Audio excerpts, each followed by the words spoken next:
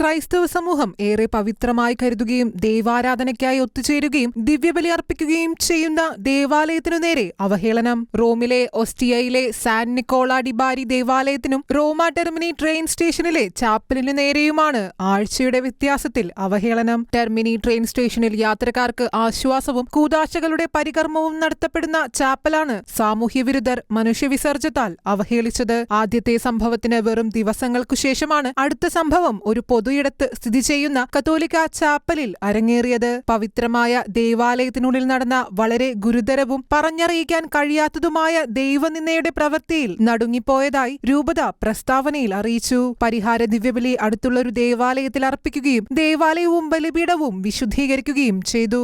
റോമിലെ മുനിസിപ്പാലിറ്റിയുടെ മുൻ president Mario ഫാൽക്കണി സംഭവത്തിൽ അപലപിച്ചു. സ്റ്റേഷനിലെ ചാപ്പൽ പലപ്പോഴും ഒരു അഭയസ്ഥാനമാണ്. പലരും ആശ്വാസം തേടിയും കുമ്പസരിക്കുവാനും ഇവിടെ അണയുന്നുവെന്നും പക്ഷേ നിർഭാഗ്യവശാൽ അതിന്റെ പവിത്രമായ സ്വഭാവത്തോട് ചിലർക്ക് ബഹുമാനമില്ല എന്നും ടെർമിനി ചാപ്പലിൻ ഡയറക്ടറായ ഫാദർ ഡൊമിനിക്കോ മോണ്ടഫോർട്ട് ഒരു ഇറ്റാലിയൻ വാർത്താ ഏജൻസിയോട് പറഞ്ഞു. ദൈവനിന്ദാപരമായ ഈ കുറ്റകൃത്യം ചെയ്തവരെ ഇതുവരെയും കണ്ടെത്താനായിട്ടില്ല. കഴിഞ്ഞ വർഷം മാത്രം യൂറോപ്പിലുടനീളവും ലോകമെമ്പാടും ദേവാലയങ്ങൾക്കെതിരായി നിരവധി അക്രമങ്ങളും അവഹേളന സംഭവങ്ങളും അരങ്ങേറിയിട്ടുണ്ട്. International desk, Shekinah news.